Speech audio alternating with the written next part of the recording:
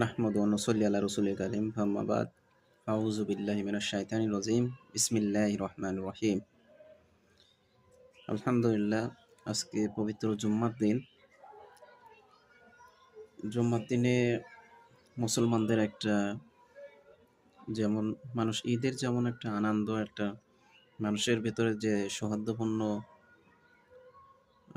পরস্পর মিলেমিশে শান্তিপূর্ণ একটা দিন চলে আসে, তেমনিভাবে মুসলমানদের জন্য এটা ঐতিহ্যবাহী একটা সবথেকে আমেজের দিন বলা হয়। তো জুম্মার দিন অনেক ফজিলত রয়েছে। আমরা মুসলমান হিসেবে আল্লাহ তাআলা আমাদেরকে দুনিয়াতে পাঠিয়েছে শুধুমাত্র তার ইবাদতের জন্য। দুনিয়াটা আসলে ক্ষণস্থায়ী জায়গা, এটা ভোগের জন্য নয়, বরঞ্চ এখান থেকে আমরা যদি দুনিয়া এবং পরকালের জন্য এখন থেকে যদি আমাদের সামান গোছাই নিয়ে যাইতে পারি, তাহলে আমাদের জন্য পরকালে সুখ, পরকালে শান্তি। এটাই হচ্ছে আমাদের বাস্তবমুখী, আমাদের আসল স্থায়ী জীবন। আসলে দুনিয়াটা স্থায়ী জীবন নয়, এটা পরীক্ষার ক্ষেত্র।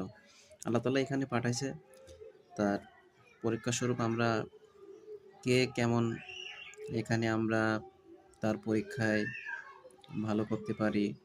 যদি ভালো করতে পারি তাহলে ভালো রেজাল্ট আমাদের পরকালের জন্য অপেক্ষা করতেছে। আর যদি আমরা এখানে খারাপ করি, আমরা আল্লাহর হুকুম যদি না মানি, নবীর তরিকা যদি না চলি, তাহলে আমরা পরকালে পাশ করতে পারবো না এবং আমরা কঠিন আযাবের সম্মুখীন হব। এজন্য আমি সবার প্রতি উদাত্ত আহ্বান জানাচ্ছি, আমরা আজকে থেকেই আমরা ওয়াদা করি যে আর কখনো ৫ ওয়াক্ত নামাজ ছাড়ব না। আমরা ৫ ওয়াক্ত নামাজ পড়ি এবং জিকির করি। আমরা